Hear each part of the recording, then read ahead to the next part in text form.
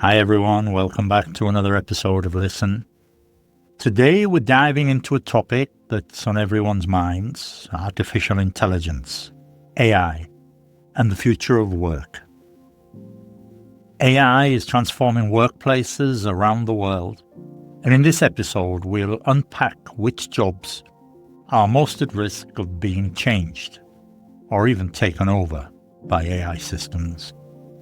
This is according to a recent study by Microsoft. Along the way, I'll explain key vocabulary, the phrasal verbs, idioms, sayings, all within the story so you can pick them up, so you can learn them naturally as you listen. This episode is aimed at advanced English students. So let's get into it. So the big picture. Imagine this.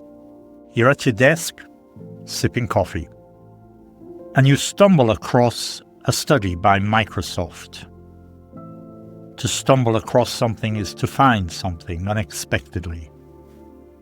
They're trying to answer a pressing question. Which jobs are most likely to be affected by AI? Before I go any further, I want to clarify two key pieces of vocabulary. Artificial intelligence, AI. These are computer systems designed to perform tasks that usually require human intelligence, such as writing or translating language. When we talk about vulnerability, this means at risk of being harmed or negatively affected. So these researchers at Microsoft, they didn't just throw out a guess. When we say to throw out, we mean to suggest something without much evidence. They used real data from how people interact with an AI tool called Bing Copilot, and they did this over 9 months. By looking at what tasks AI handled well, like summarizing information or drafting text, they calculated an AI applicability score. This was a score based on how likely a job is to be affected by AI. Jobs with high scores are more exposed to AI disruption. So on to the jobs most at risk. Let's zero in, let's focus on the jobs that scored the highest. These are the ones most at risk, according to this Microsoft study. Interpreters, these are people who translate spoken language in real time. Journalists, people who collect, write, or distribute news. Web developers, professionals who build and maintain websites. Sales representatives, people who sell products or services on behalf of a company. Personal finance advisors, these are experts who help people manage their money and investments. Geographers, people who study the physical features of the earth and how human activity is affected. Historians, someone who studies and writes about the past. Economics teachers, educators who explain how economies work. Mathematicians, people who specialize in advanced math. Hostess, a person who greets and seats guests in restaurants. So we see a pattern emerge. To emerge means to appear or start to be noticed. Many of these jobs involve language, writing, or information processing. Those are tasks AI is already good at. So these jobs are more likely to feel the heat, we say. The saying to feel the heat means to experience pressure or difficulty because of a challenging situation. So it's important to notice, and here's the twist, the part that's a little strange. According to the researchers, no occupation was found to be completely replaceable by AI. Instead, AI might step in for some tasks, while human workers, they still hold the reins. To hold the reins means to remain in control. So let's look at the jobs least at risk. Let's flip the coin. Let's look at the other side of the story. There are some jobs that are least vulnerable, where the human touch still matters. These jobs involve physical labor, work using your body, or personal interaction, talking and connecting with other humans.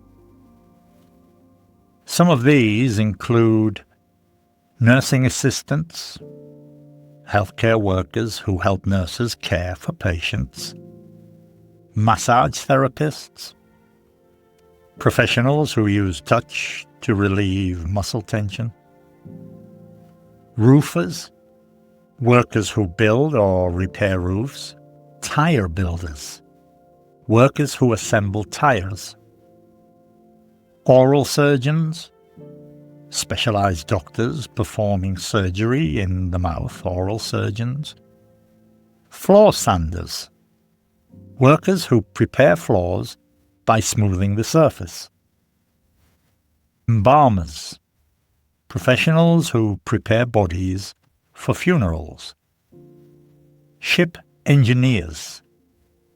These are workers who maintain and operate ship machinery. So what do these jobs have in common? Well, they all involve human touch, complex physical coordination, or personal service, all things that AI still can't do, can't pull off yet. So the bottom line here, what's the real takeaway? Although some jobs are more susceptible to AI automation, the research in this particular study suggests a nuanced, which means complicated and subtle picture. A nuanced picture. AI doesn't necessarily eliminate entire careers. It often only steps into specific tasks inside jobs.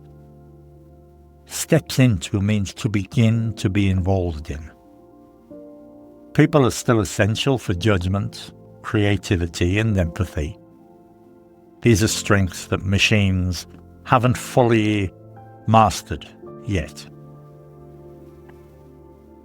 Here's an idiom you'll often hear in discussions about AI and work: to ride the wave. This means to take advantage of a powerful trend instead of fighting against it. Ride the wave. In the context of AI, to ride the wave means learning new skills and being flexible, not resisting change, but using technology as a tool to your advantage. So in a world where AI is becoming common in workplaces around the globe, understanding which jobs are most and least vulnerable gives us insight into how the job market is changing. Some professions may be reshaped by technology. Others will continue to rely on uniquely human traits. Before I go, I'm going to give you a summary of the vocabulary, the phrasal verbs, and the idioms. We started with AI, artificial intelligence, computer systems that simulate human intelligence. We said that vulnerability is at risk of being negatively affected. Applicability score. This is just a measurement of how likely AI is to impact a job. And I gave job role definitions for interpreters, journalists, web developers, sales representatives, personal finance advisors, geographers, historians, economics teachers, mathematicians, and hostesses. The phrasal verbs here. To stumble across is to find something unexpectedly. To throw out is to suggest something without much evidence. We also use these in different contexts, but to throw out in this particular context means to suggest something without much evidence. To zero in on something is to focus on it. To step into something is to begin involvement. A few idioms and sayings from today's episode. Feel the heat. This is to experience pressure or difficulty. Hold the reins. Stay in control. Ride the wave. This is to take advantage of a trend. And to make the best of a negative situation, we often say, turn lemons into lemonade. And that's everything for today. This is Listen. Thank you for listening. Don't forget to share and subscribe. And I'll see you in the next episode. Until then, bye-bye for now.